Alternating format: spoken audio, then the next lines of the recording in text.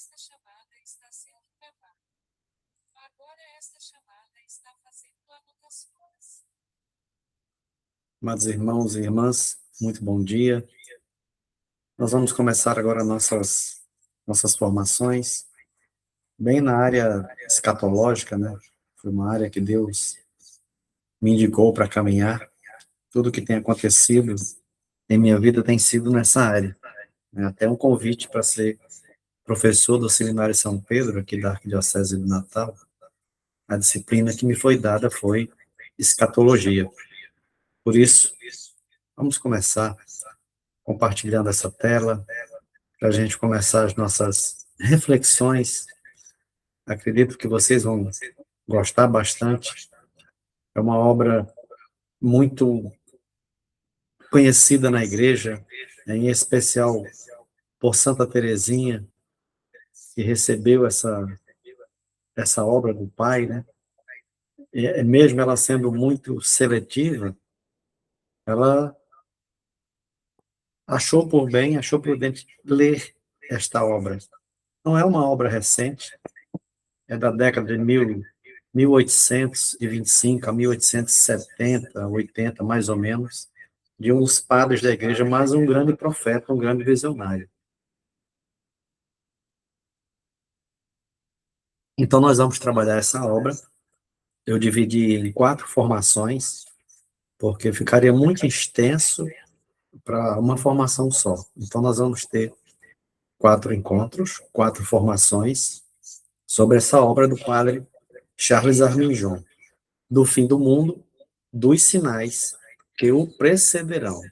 Então, quando Jesus vem falar a respeito do fim do mundo, ele sempre nos diz: olhem os sinais. Vocês sabem quando vai chover, quando vai fazer sol. Então, percebam os sinais que vão anteceder o fim do mundo. Então, é previsível isso. A escatologia prevê. Jesus preveu.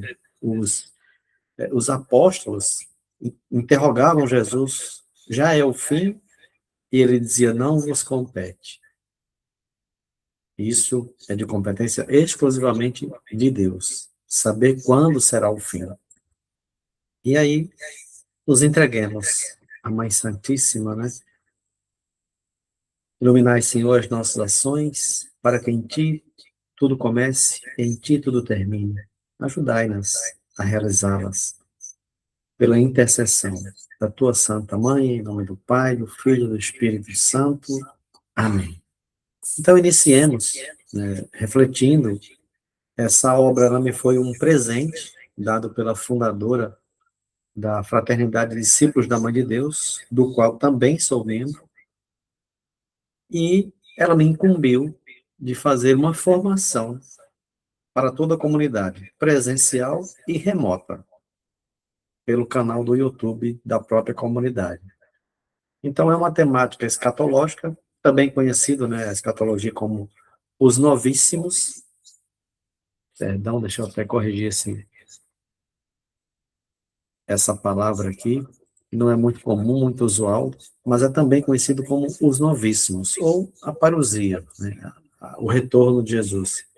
Não vou meter muito ao meu currículo, porque o primeiro vídeo que tem lá no canal já apresenta o meu currículo até de uma forma catequética. Nessa semana eu tive a grata satisfação de publicar meu livro de número 140.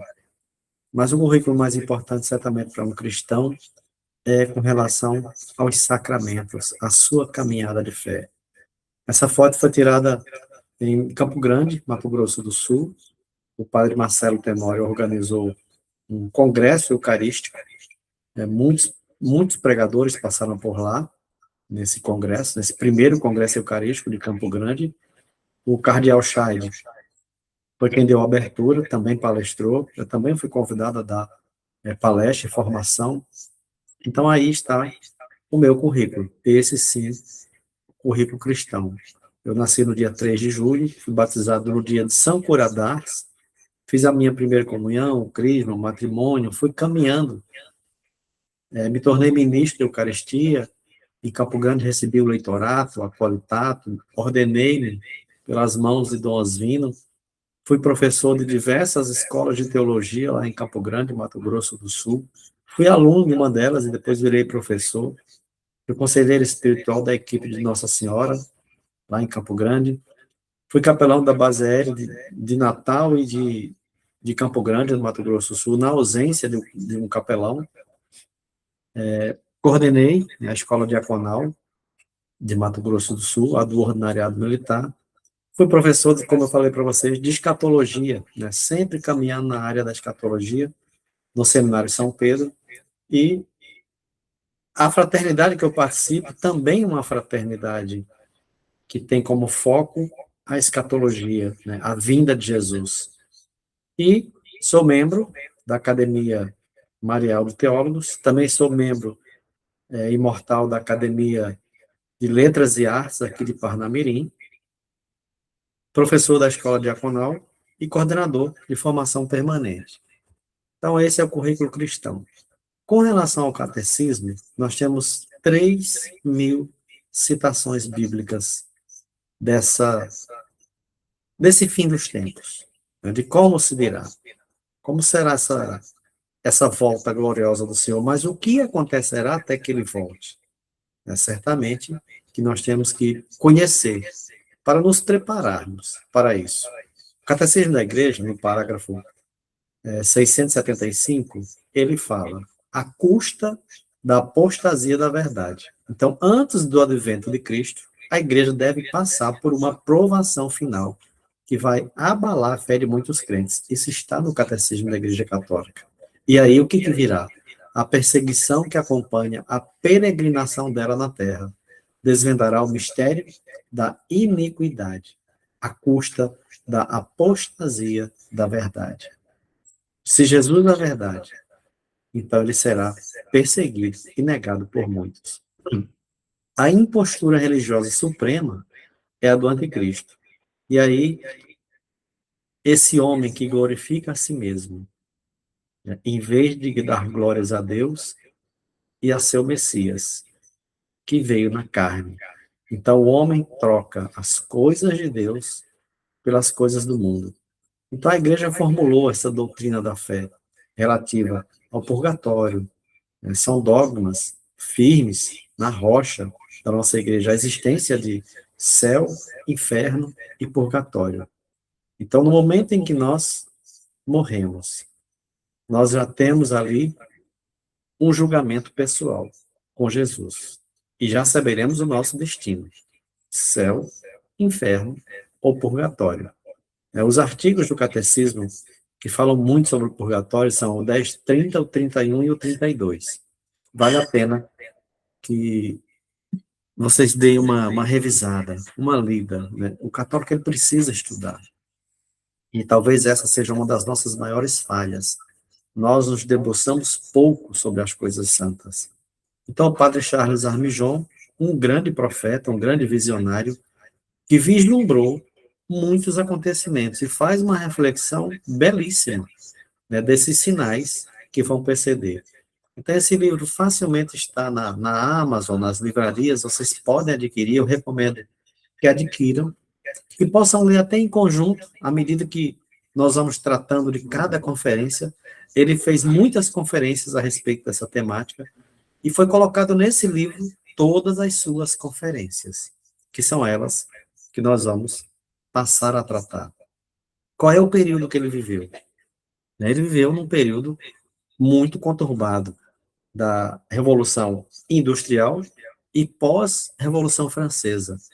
Eu vejo que o mundo, os historiadores, romantizam muito a Revolução Francesa, mas, na verdade, foi uma revolução da barbárie. Você imagine que 10.000 padres e pastores foram mortos na Revolução Francesa. O sangue do clero correu sobre as ruas das cidades francesas.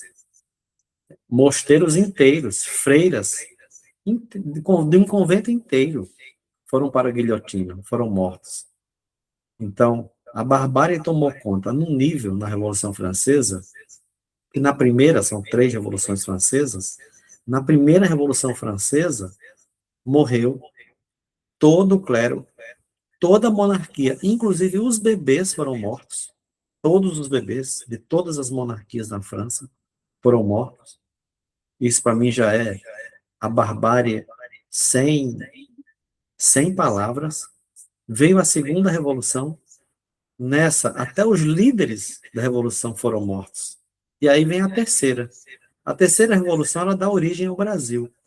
Porque Napoleão, vendo que tinham sido mortos toda a intelectualidade francesa, morreu os padres, os pastores, morreu também a monarquia, então acabou a intelectualidade. Os líderes da revolução também foram mortos. Ele, como oportunista, teve a sacada de começar a liderar a França na terceira revolução. E aí invadiu toda a Europa. Né? O único que não se rendeu foi Dom João IV. Dom João IV, ele mandava um mensageiro, João IV falou, não, tudo bem, tudo que você está pedindo, todas essas riquezas, eu vou preparar e vou lhe avisar para você mandar buscar, ou eu mesmo mando entregar. E aí Napoleão, em seu diário, ele fala, Dom João foi o único que me enganou. O que ele fez? Ele pegou toda a riqueza do Portugal, colocou em 13 caravelas e se dirigiu ao Brasil.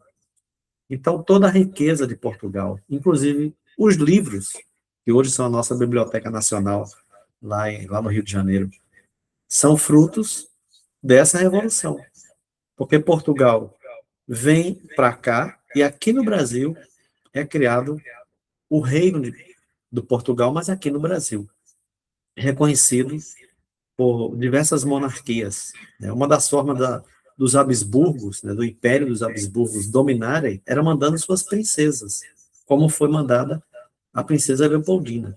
Era uma princesa austríaca que veio casar com Dom Pedro aqui no Brasil. Então, o padre Charles Armijon viveu esse contexto pesado. Em 1830, nós temos a Revolução Industrial. Miséria e fome. E trabalhos praticamente escravos. As famílias trabalhavam de domingo a domingo, de 14, 16 horas por dia, em cidades que não estavam preparadas para o êxodo rural do campo da Idade Média. Então, os feudos foram abandonados e as pessoas se concentraram nas cidades grandes, com muita praga, com muita peste, com muita doença, sem saneamento.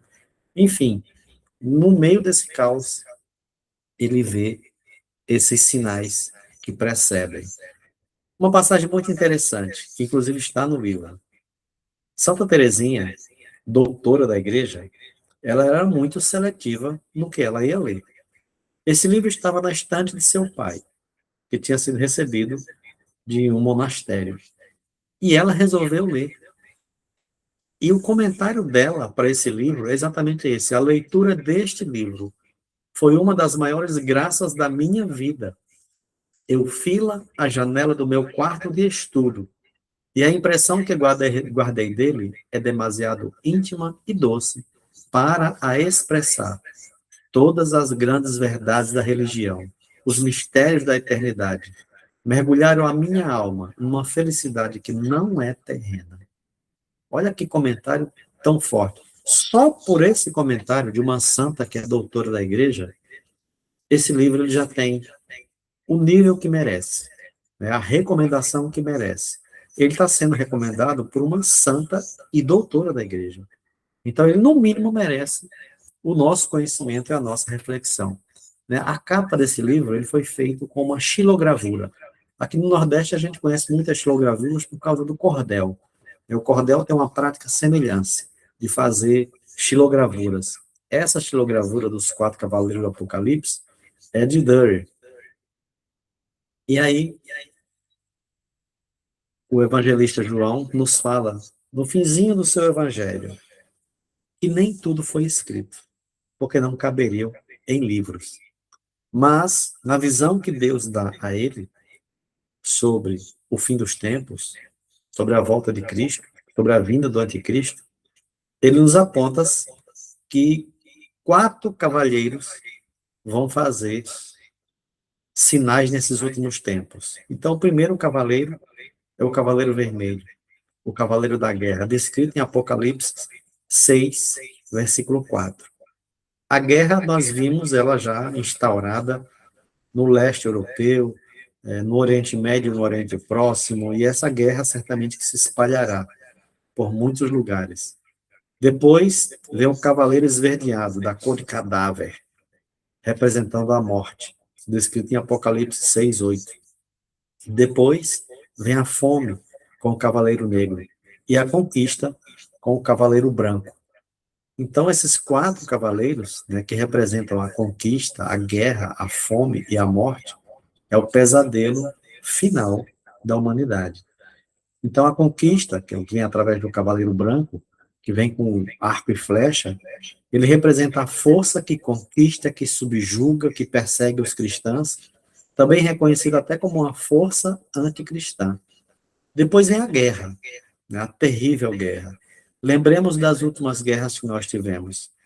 Eu fiz uma pesquisa muito profunda, inclusive com historiadores da Inglaterra. Ao final da Segunda Guerra, teria morrido cerca de 80 milhões de pessoas. É um saldo muito grande. 80 milhões de pessoas mortas numa guerra. Muitas delas perderam o céu e ganharam o inferno, porque morreram em pecado mortal. Não tiveram tempo nem de se arrepender. Isso é algo triste, mas é fruto da guerra. A guerra traz essa desgraça. A pior coisa da guerra é as almas que vão para o inferno. E foram muitas na Segunda Guerra. Por isso é preciso nós pensarmos, irmãos, com quem nós queremos passar a eternidade. Depois desse cavaleiro vermelho, que simboliza a espada e a guerra, nós temos o cavaleiro negro, o cavaleiro da fome. Ele vem com uma balança na mão. E nos lembramos das profecias, quando um pão custará mais do que o salário de um mês. Isso aconteceu na Revolução Francesa. O salário de um mês de um operário só dava para comprar um pão. Por isso foi o estopim da Revolução. Então, isso vai preceder os sinais, que já aconteceram. Né? Essa fome pode ainda voltar, outras piores, mas ela já aconteceu em muitos lugares. A fome na Irlanda, que matou milhões de pessoas. A fome na China, que matou mais de 10 milhões de pessoas. Então, isso também já aconteceu. E aí, por fim, vem esse cavaleiro esverdeado, que é o cavaleiro da morte, seguido pela sepultura, pela morte, pela destruição, com autoridade sobre a terra para matar com espada, fome, praga. Tivemos uma pandemia que nos levou mais de 1 milhão de pessoas. Né? Só no Brasil, salvo engano, são 700 mil pessoas que morreram na pandemia. É um número muito alto. Então é preciso pensar nesses sinais que Jesus nos fazia tanto refletir. E aí, São João, no seu livro do Apocalipse, ele começa a falar sobre esses selos. Depois vi o Cordeiro abrir o primeiro selo, e ouvi um dos 4 cavaleiros clamar com voz de trovão: vem. Vi aparecer então um cavalo branco. E ele vai descrevendo. O segundo selo foi aberto. E aí vem o cavalo vermelho. O terceiro selo é aberto. Vem o cavalo negro. O quarto selo é aberto. Vem o cavalo esverdeado. Então, São João vai tendo essas visões no Apocalipse. E aí, não é de se espantar, eu tenho filtrado mais de 1.600 aparições de Nossa Senhora, poucas na Idade Média, mas na Idade Contemporânea, a quantidade de aparições, reconhecidas e não reconhecidas pela Igreja, são muitas. São muito maiores do que a quantidade da Idade Média. Muito maiores. Então, essa minha prima, chamada Lígia, ela escreveu o Diário do Silêncio, né, de 2 videntes, lá de Pesqueira, de onde eu também sou filho, né, do povo Chucuru, do Ororubá. Essas 2 videntes tiveram a graça, né, de Nossa Senhora aparecer para elas. E nessa aparição, que é destinada aos sacerdotes, Nossa Senhora vem alertar para que a gente se converta, porque a mão de Deus está pesando. O padre Kerley foi quem acompanhou as meninas e fez, nos seus escritos, atestar que foi verídica as aparições, pelo que ele analisou, e aí tem uma grande advertência. Deus adverte que mandará calamidades. Nós temos os 4 cavaleiros que trazem calamidades à terra, e os 4 decretos de julgamento, da espada, a escassez, as bestas más, a pestilência, com que Deus condena os idólatras de Jerusalém. Então é preciso pensar e refletir. Então, a formação está dividida em 4 encontros, e nós vamos, em cada um deles, abordar 1, 2, 3 ou 4 conferências, de acordo com o tamanho de cada conferência. Então, nesse nosso primeiro encontro, nessa primeira formação, nós vemos que o mundo terá um fim. Ele está próximo. Vamos trabalhar isso com o padre Charles Arminjon. Como ele ocorrerá?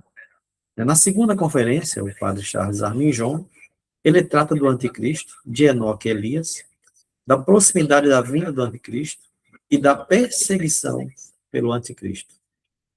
Nós temos um saldo de muitas mortes de cristãos por ano no mundo inteiro. Então, os sinais são muito claros. Depois nós vamos ter o nosso segundo encontro, informativo, com as conferências 3, 4 e 5. Depois, no terceiro encontro, nós vamos ter uma formação com as conferências do padre Charles Arminjon, a conferência 6 e a conferência 7. E o quarto encontro, nós vamos ter a conferência a 8 e a 9. Então, nessa primeira conferência, ele trata as noções sobre sacrifício. A Eucaristia, o sacrifício real e o sacrifício da missa. Então, ele fala muito nessa obra, que quando Jesus se permite, que é diferente do sacrifício do cordeiro que é levado, Jesus não. Ele mesmo se ofereceu. É diferente do sacrifício até de Isaac, que Abraão iria sacrificar o filho. Mas o filho não concordou com isso. Né? Então, o sacrifício de Jesus é um sacrifício perfeito, porque ele está dando a sua vida. Eu dou a minha vida por mim mesmo. Então, até o sacrifício, o valor do sacrifício, ele é mudado. Em Jesus, o sofrimento, ele passa a ter um valor meritório, um valor de sacrifício. E nos faz ver que quando nós temos diante de nós o sofrimento, ele pode ser ofertado a Deus como um sacrifício. Então, a Eucaristia é o sacrifício real, o maior de todos os sacrifícios, o sacrifício da Santa Missa. O pecado das nações. O padre Charles Arminjon faz muitas reflexões sobre o pecado das nações. Ele existe. As nações em si, elas pecam. Vejam que Deus destruiu a humanidade e salvou apenas uma família, a família de Noé. Depois, ele destrói grandes cidades. Sodoma, Gomorra, Jerusalém. A mão de Deus tem um limite. Uma hora que ela pesa, a mão de Deus vem com tudo, assolando a humanidade. Então, as nações, assim como os indivíduos, também estão destinadas a desaparecer um dia. Tudo vai desaparecer. Nações, indivíduos. A ciência materialista e ateísta do nosso século, o padre Charles Arminjon já nos lembrava isso. Na década de 1830, 40, a ciência materialista e ateísta do nosso século, aquela propagada em revistas, ensinada na maioria das escolas oficiais, em especial hoje as universidades, e testemunhada pelas grandes correntes de opinião anticristã hoje, persiste em ver apenas o efeito do acaso na ordem e perfeição do universo. Afirma a eternidade da matéria. Ao negar a criação, logicamente não pode admitir que o mundo possa ter um fim. O materialismo histórico, para ele, é tudo tempo e matéria. Acabou a matéria, acabou o tempo, nada existe, nada tem fim. Então, não há depois uma continuidade, uma eternidade. Porque a eternidade, para nós crermos na eternidade, é um pensamento cristão. O materialismo histórico, o materialismo dialético, tudo é matéria e tempo. Acabou-se a matéria, finalizou o tempo, ponto final. Aos olhos da ciência ateísta, o paraíso e a vida eterna, como apresentado pelos cristãos, não são nada mais do que um mito. Está na mitologia. Assim, as nações como os indivíduos também estão destinados a desaparecer. Né? E se brincar, é o próprio homem que fará isso, com guerras, com armas superpotentes. Imagine que a bomba atômica hoje já é considerada brinquedo de criança. Tamanho é o poder e o arsenal bélico, não mais da divisão do átomo, mas agora a bomba de nêutron, de hélio, bombas superpotentes, capazes de destruir um continente inteiro, dizimar um país inteiro. Então é preciso pensar na eternidade, né, nesses sinais que vão nos preceder. Quando Jesus veio por Maria, sua mãe, a primeira vez, os sacerdotes dormiam, Herodes dormia, o povo dormia. O sinal foi uma estrela, e apenas os magos, predestinados, viram, seguiram e encontraram o menino Jesus. Logo, para muitos de duro coração, os sinais também serão invisíveis.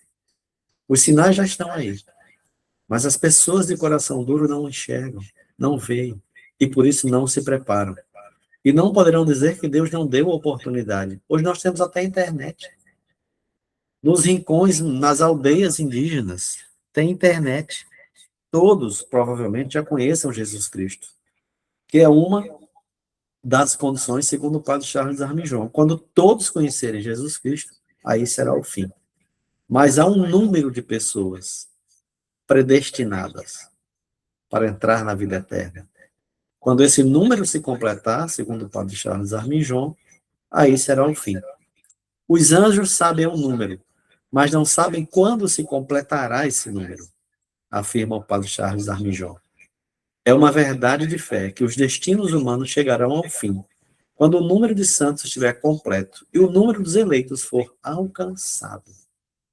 Então, é como se fosse uma bombinha relógio. Isso pode acontecer a qualquer momento. No entanto, nenhum homem pode, não apenas com certeza, mas mesmo com base em conjecturas prováveis, saber o número dos predestinados, muito menos quanto tempo levará para que esse número se complete, porque a isto somente Deus. O primeiro evento que anuncia o fim dos tempos é aquele indicado pelo Salvador em Mateus 24, quando ele nos diz: este evangelho do reino de Deus será pregado em todo o mundo, em testemunho a todos os povos, e só então virá o fim. Então, a pregação do evangelho é uma obrigação. Nós vimos isso no evangelho da missa dominical. Ide por todo mundo pregar o evangelho, batizando-os em nome do Pai, do Filho e do Espírito Santo. O segundo desses eventos é o aparecimento do homem do pecado, chamado de anticristo. Mas existe um outro sinal, é a conversão dos judeus. Então, eu comecei a me aproximar de uma comunidade de judeus chamada Movimento de Sião, através de um dos seus membros. Então, fizemos juntos uma obra sobre as festas judaicas. Nós celebramos muitas das festas judaicas.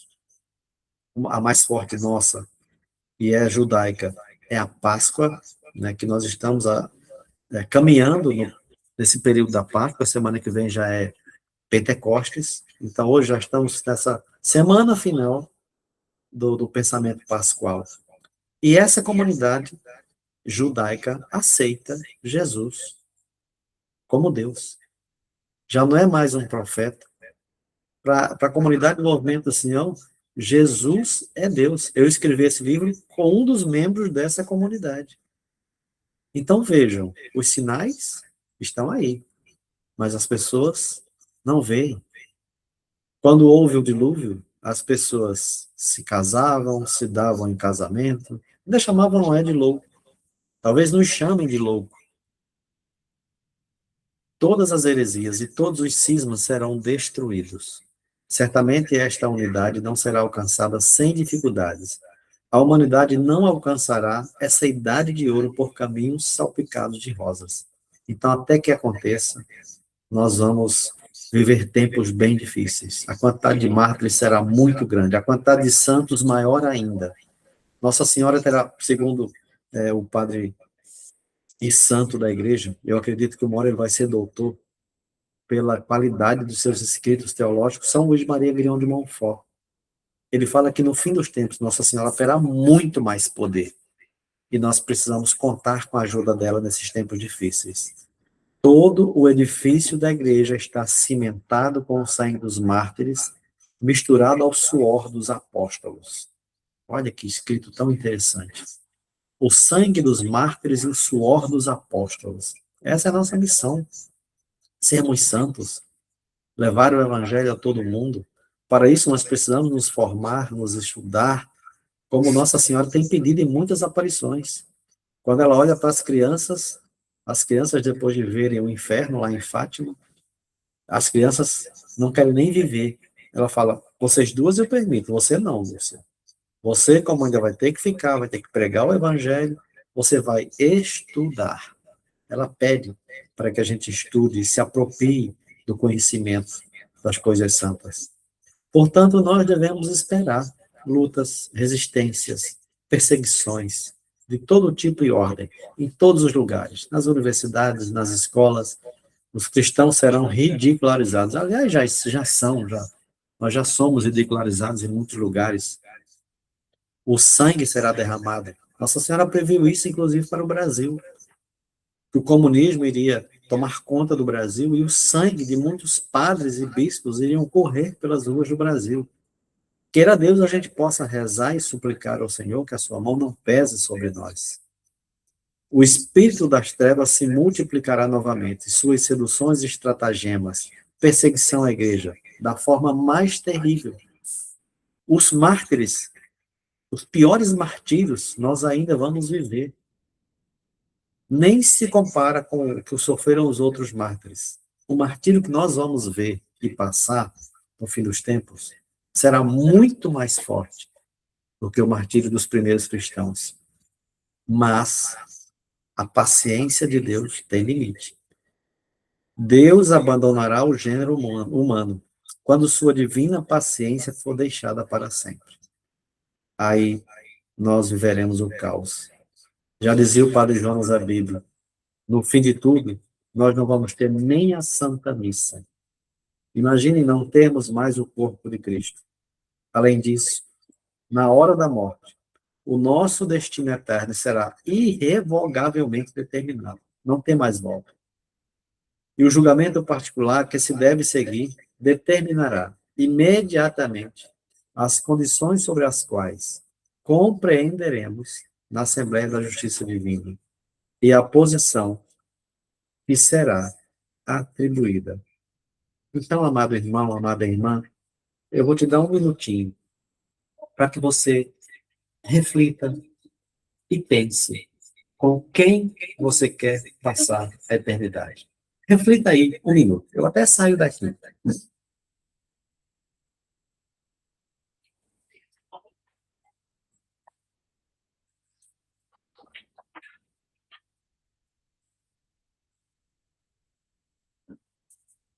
Refletiu? Estamos prontos para sofrer pelo Evangelho? Para viver esses dias difíceis? Precisamos que a gente conheça esses sinais e estejamos preparados para eles. Não serão dias fáceis, serão dias difíceis. Mas nós precisamos voltar o nosso coração para Deus.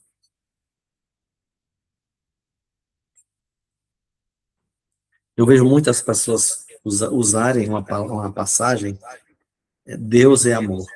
Deus é amor, tá certo? Se Deus é amor, por que ele destruiu a humanidade com o dilúvio? Deus é amor? Por que destruiu Sodoma, Gomorra, Jerusalém? Deus é amor, mas também é justiça. E nós não podemos esquecer disso. Meu reino também é eterno. Pergunta a ele. Consulta o teu livro. Eu estava em orações com uma filha espiritual, provavelmente possessa, e o demônio falava isso. O reino dele também é eterno, e é uma verdade. Quem for para o inferno viverá pela eternidade com o demônio, não com Deus. O meu reino, dizia ele a essa minha filha espiritual, o meu reino também é eterno. Pergunta a ele, ele nem fala o nome de Deus, nem fala o nome de Jesus. Consulta o teu livro, ele nem fala o nome da Bíblia, tanta raiva que ele tem. Então percebam que se o demônio está tão à vista e ele não quer isso, ele quer se esconder, mas quando Jesus nasce, morre na cruz, ele joga luzes sobre os demônios. Ele expulsa possessos.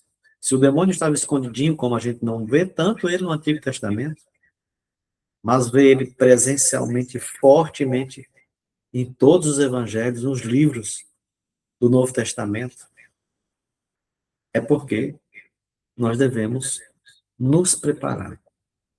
Santo Agostinho, para mim, depois de Jesus, o maior teólogo da igreja, ensina que os anjos conhecem o número dos predestinados, ou seja, daqueles que herdarão a casa eterna, a casa do Pai, o céu. Mas não se segue disso que conheçam a duração do mundo. Corrobora com os escritos do padre Charles Arminjon, como ele fala. Os anjos sabem o número, mas não sabem quando esse número se completará. Em outro lugar, ele corrige essa opinião dizendo que os anjos não conhecem de forma absoluta o número dos predestinados, mas apenas quantos eleitos são necessários para completar as fileiras deixadas vazias após a queda dos anjos maus, os anjos decaídos. Ora, os nomes não são elevados à santidade meramente para substituir os anjos caídos, mas de acordo com o plano e intenção anteriores à queda, do qual se segue que pode haver mais homens salvos do que os anjos decaídos. O grande mistério de Deus. A isso não nos compete. Mas uma coisa interessante, eu achei, não conhecia esse relato, por isso que a gente precisa estudar para se apropriar, para conhecer as coisas. Mesmo alguns papas de nossa igreja tiveram momentos difíceis. Eu vou nem fazer comentários, eu vou apenas ler. Esse livro que eu tenho aqui na minha estante, o título dele é Os Papas. É de um doutor chamado Richard McBride, doutor em papologia, né? É um dos teólogos renomados. E no seu livro ele escreve o seguinte: Inocêncio IV foi denunciado por Santa Brígida da Suécia como perseguidor do rebanho de Cristo, instado por Santa Catarina de Sena. Gregório VI levou o papado de volta a Avignon para Roma, em 1377. Urbano IV era tão instável e corrupto que um antipapa foi eleito para substituí-lo, dando início ao grande cisma do Ocidente, durante o qual houve pelo menos dois, e às vezes até três, pretendentes ao papado. Então, o que aconteceu? Autorizou a tortura na Inquisição, o nepotismo, porque colocava parentes nos cargos importantes. Nós temos que rezar. Quem não reza, como diz São Padre Pio, quem reza se salva, quem não reza se condena. Então, a mão de Deus, ela pesa, né? E eu vou ler todo o relato feito pelo Padre Charles Arminjon. Essa é a minha metodologia de estudar. Eu risco, eu passo marca-texto, e você adquire a sua própria metodologia. É importante que você tenha um caderninho, caneta, muitos marca-texto, né? As cores, para mim, falam coisas diferentes. Então, eu sempre tenho vários marca-texto. E ele relata o seguinte: trata-se da cidade de Santo André, próspera no século XIII e situada a 7 quilômetros de Chambéry. Era o centro do decanato eclesiástico de Savoy e possuía um priorado e um capítulo cujo decano tinha jurisdição sobre todas as paróquias da região, ou seja, era uma grande paróquia. Ocorre, porém, que no condado de Savoy, um conselheiro ou advogado do conde, chamado Jacques Bonivar, conseguiu, com mentiras e intrigas, ser investido como prior de Santo André, pelo conde de Savoy e pelo Papa Inocente IV. Então, eles vão expulsar todos os monges e ele vai assumir, porque certamente a receita era muito grande, né, de muitas paróquias, para que assistissem à sua posse. Através de uma ordem que lhe foi entregue, ele convidou seus amigos para uma dispendiosa recepção. Vão pensando aí num coquetel, numa festa, de extremo luxo. No meio da noite, um rochedo de aproximadamente 800 metros de extensão. Isso é quase 1 quilômetro, gente. Imagine uma rocha, uma pedra com quase 1 quilômetro de extensão. Ela se desprendeu da montanha, chamada Grenier, e esmagou, sob suas ruínas, Bonivar, seus amigos, o priorado e 15 ou 16 vilas vizinhas no espaço de uma grande légua. Os monges que tinham sido expulsos, violentamente por esse que assumiu a função de prior sem nem religioso ser, foram os únicos que sobreviveram porque tinham fugido e se refugiado. Estavam na capela de Notre Dame, em Minhas. Então vejam, quando a mão de Deus pesa, quando um filho de Deus, um consagrado seu, é atacado, Deus é vida. Deus é vida por justiça. Então a mão de Deus pesa por justiça. Então chegamos ao final dessa primeira formação, que vimos essas primeiras conferências. Espero que tenham gostado. Nós ainda temos mais 3 formações pela frente. E vamos crescendo, buscando, trabalhando a escatologia, trabalhando a teologia. Nós vamos nos apropriando das coisas santas. É preciso que a gente busque o Evangelho. É preciso que a gente busque o conhecimento, a formação, e que a gente não viva mais nesse mundo da ignorância. Nós precisamos buscar Deus, porque quando nós não nos debruçamos sobre os estudos, sobre os escritos, nós também colocamos em risco a nossa salvação. Tem uma Constituição Apostólica chamada Dei Verbum, do Concílio Vaticano II. Essa Constituição, ela fala o seguinte: o desconhecimento da palavra é o desconhecimento do próprio Deus.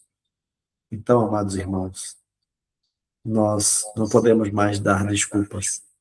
É preciso que a gente busque o conhecimento das coisas santas. Porque quando nós não fazemos isso, até a nossa salvação, nós colocamos em risco. Que Deus vos abençoe. Faça arder no vosso coração esse amor pela palavra. E que nós possamos, como os santos, cercai-vos de santos, de tantos bons exemplos que nós temos. Essa obra é indicada por Santa Teresinha, doutora da Igreja. Nós temos a obrigação de conhecê-la, de estudar. A vida de um católico é feita de muitas madrugadas de leitura, estudo e oração. Que o Senhor vos abençoe. Em nome do Pai, e do Filho, e do Espírito Santo. Amém. E fiquem com Deus. Até o nosso próximo encontro. Deus vos abençoe.